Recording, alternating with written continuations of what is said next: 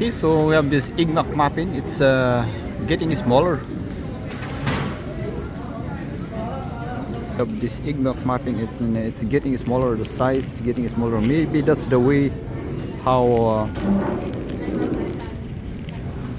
restaurant is going to compensate for the increase in the price. So they maintain the price, but they decrease the size of the sandwich.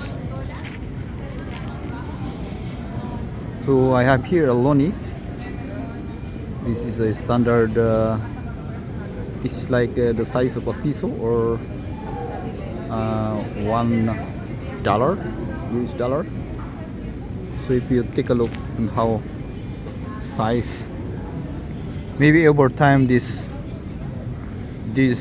sandwich is going to become smaller like this.